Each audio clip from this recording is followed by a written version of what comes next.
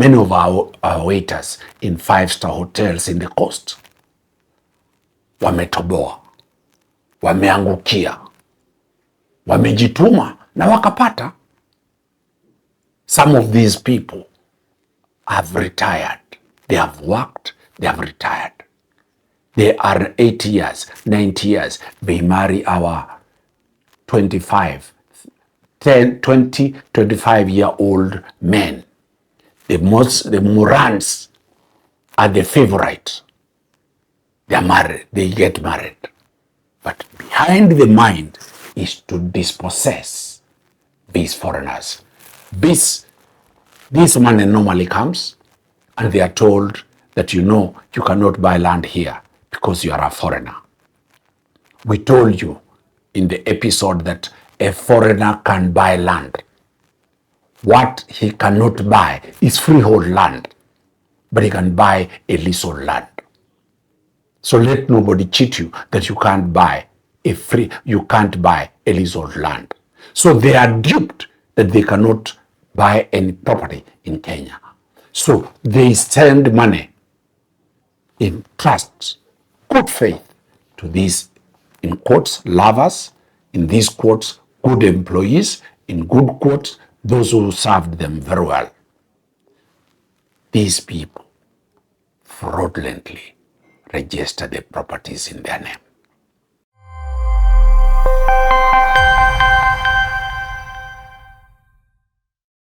Welcome to the last version of the Daniel Lingumi matter. We had promised you to bring issues that are in this case. We are looking at donors. We are looking at foreigners who come to this country. Either they get women at the beach and marry those women, or they are old women who come to this country. They fall in love with our guys, the tall guys from Samburu, with our Kenyan men, and they marry these people. Out of that love, they start investing in developing the Kenyan man who is a lover, or the Kenyan driver who drove him to Masai Mara nicely, or the Kenyan woman who he has fallen in love with. So these ones, we call them the donor community. This donor community has two issues. One, they have a good heart of loving our men or women. Two, they have an expanded generosity to help orphans and vulnerable children, women raped, defiled, mothers under domestic violence, mothers who have escaped from infanticide. So they have two aspects of love. Three, all these two, we are dealing with now lack of honesty. The concept of lack of honesty against the foreign lovers, against the foreign donors who want to help us. These people, many of them, have a lot of good faith. They come, bring billions into Kenya. If you walk to the coast, all the counties in the coast region of Kenya, all the areas where tourists flock, the northeastern part, the Samburu, Marsabit, the Mount Kenya circuit, you go to the Lake Victoria circuit, you go to the Masai Mara tourist circuit, you go to Kwale, Kilifi, Mombasa, Lunga, all those areas, you will get Kenyans who have properties courtesy of these people. Lovers. You will get Kenyans who run schools, primary schools. We will get Kenyans running charitable children institutions. You will get Kenyans running family planning centers. You will get Kenyans who have been put to run rescue centers, courtesy of these people. Many of our waiters in 5-star hotels in the coast wametoboa, wameangukia, wamejituma na wakapata. Some of these people have retired. They have worked, they have retired. They are 80 years, 90 years. They marry our 25, 25-year-old men. The Morans are the favorite. They are married, they get married. But behind the mind is to dispossess these foreigners. This money normally comes and they are told that you cannot buy land here because you are a foreigner. We told you in the episode that a foreigner can buy land. What he cannot buy is freehold land, but he can buy a leasehold land. So let nobody cheat you that you can't buy a leasehold land. So they are duped that they cannot buy any property in Kenya. So they send money in trust, good faith, to these, in quotes, lovers, in these quotes, good employees, in good quotes, those who served them very well. These people fraudulently register the properties in their name.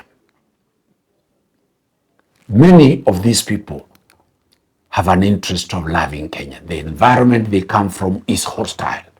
It's cold. It's winter. It is a tsunami. It is storms, fires. Kenya is a loving country.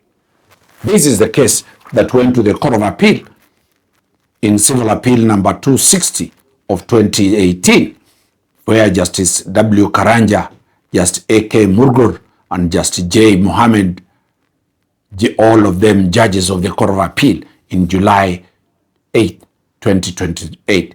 This is the case of 7 appellants. That is Henry Mulimunguti, Henry Mwake, David Nyungu, Michael Kyoko, Penina Mumbe, Alice Wangeshi, and Good Hope Rehabilitation Center versus Zairas Robert Salazibu, Dr. Klaus Herbert Richer, Steve Makau, Peter Kimeu Mwangani, Lilian Katunge Mwema, Peter Nangala, Gideon Kioko, Peter Musau, Juma Oliver Masila, Mutuku Katala. These are people, the donors who came to invest in a children's home. What did the judges say in paragraph 39? As we have seen above, the second respondent remitted substantial amounts to the first respondent, whose purpose was to develop and construct a children's home and a rehabilitation center. Indeed, the evidence shows that the first appellant purchased 3 properties, namely this and the subject plot that was registered in his name. All the 3 plots were registered in his personal name. The first appellant did not demonstrate that he purchased the subject plot through his own personal means, or that donor funds not connected to the second respondent were used in its purchase. What the evidence does point to what that is that the plots, including the subject plots, were purchased with funds remitted by the donors. And instead of registering the subject plots in the donor's name, the appellant wrongfully registered it in his own name. This is in effect could mean that its registration in the first appellant's name automatically created a resulting trust in favor of the second respondent, from whom the remitted donations for the purchase of the plots originated. We are therefore satisfied that the learned judges rightly concluded that a resulting or implied trust was created over the subject plot, and that as a consequence, the first appellant, in whose name the subject plot is registered, holds in trust for the second respondent and the community at large.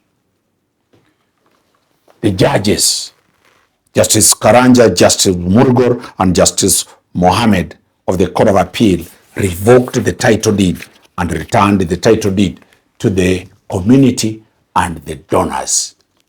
Lot of lessons. Appealed from court helicopter. The donors. Kenya is not represented by such fraudsters. They are very good Kenyans. Don't be scared.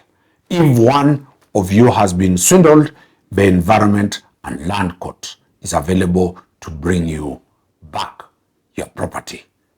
Keep watching, and we wish you all the best for having followed the story of Daniel Lingumi, the guy whose mother has given him a knockout, but he has solutions at the Environment and Land Court. Thank you very much, Vivian, for the good research.